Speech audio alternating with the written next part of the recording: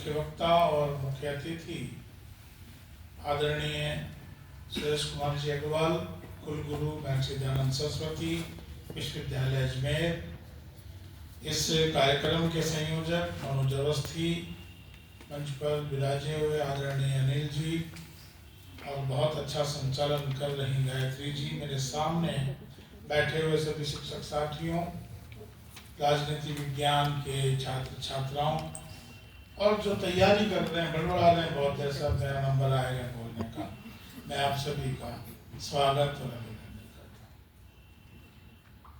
मानवाधिकारों की बात आती है तो उसके मूल में मूल अधिकार है और मेरा मानना है कि 1948 में केवल एक ड्राफ्ट हुआ, जैसा कि वीसी साहब ने कहा, लेकिन भारत की सनातन संस्कृति में मूल अधिकार बहुत पहले से विद्यमान थे।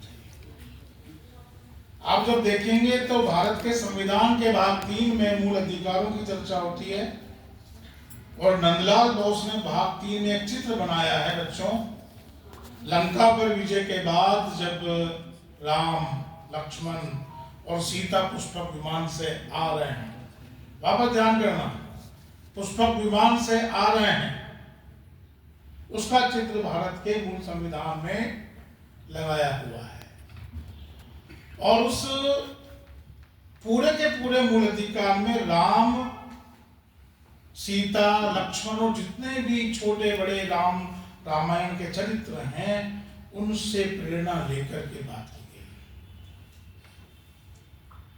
उसी संविधान में एक बहुत अच्छी चौपाई है, तुम मम प्रिय भरत सम भाई। ये कोई एक ऐसा डायलॉग है जो अधिकारों के साथ साथ कर्तव्यों की बात करता है। राम वो हैं जिनका राज्याभिषेक होने वाला है, उनका अधिकार है, उनको मिलने वाली सब सत्ता। वे चाहते तो बहुत कुछ कर सकते थे, लेकिन अपने बुजुर्गों के आदेश की पालना करते हुए राज्याभिषेक भी नहीं लिया और चल दिए। इसमें अधिकार भी उतना ही बड़ा है जितना कि कर्तव्य है। और राम हमेशा कहते हैं कि ये सब मेरा काम है, मैं जाऊंगा, लेकिन छोटों के क्या अधिकार हैं, उन अधिकारों की जो बात करते हैं तो सीता भी उसमें काउंट होती हैं और लक्ष्मण भी काउंट होते हैं। और सबसे बड़ा अधिकार उस भरत का देखिए जो केवल खड़ाऊ के दम पर 14 साल शासन करता है, अधिकार उसका था। और 14 साल कोई शासन कर ले तो मैं समझता हूं कि देने वाला नहीं है, लेकिन अधिकारों के साथ साथ कर्तव्य बहुत बड़ी चीज है। राम का कर्तव्य था कि मुझे आदेश की पालना करनी है जो मेरे पिताजी ने दिया है, लेकिन कर्तव्य यदि नहीं होगा तो आपका अधिकार कोई काम नहीं करेगा।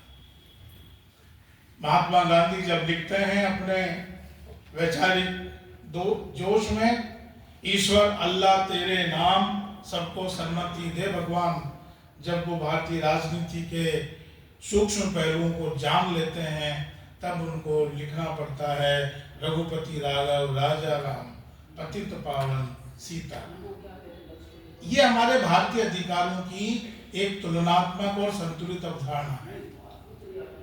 भारत के संविधान को लिखते समय बहुत सारी बातें ऐसी की गई हैं, लेकिन अधिकार और कर्तव्यों की बात की गई है।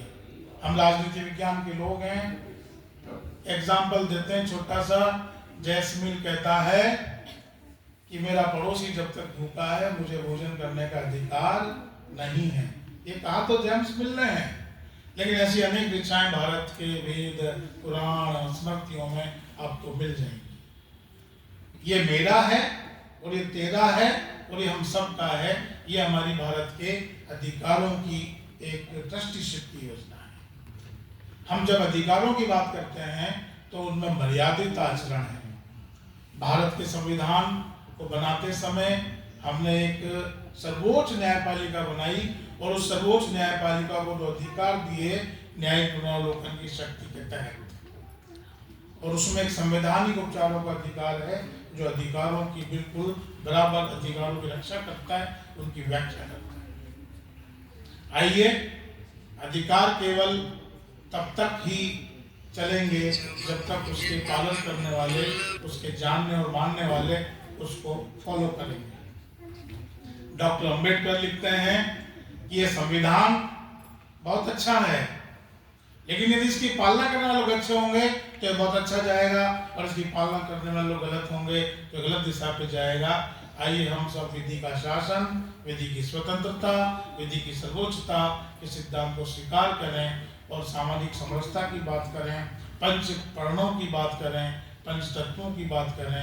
ऐसा हम करते हैं तो गिलहरी प्रयास जरूर कर सकते हैं कि हम सब अधिकारों की बात करें, एक दूसरे के अधिकारों की रक्षा करें। मैं इस मंच से कुलगुरु जी का आभार प्रकट करता हूँ कि वो हमारे एक अनुनय विनय पर आते हैं और अपने व्यस्ततम समय में हमें पाथेय प्रदान करते हैं। बहुत बहुत धन्यवाद।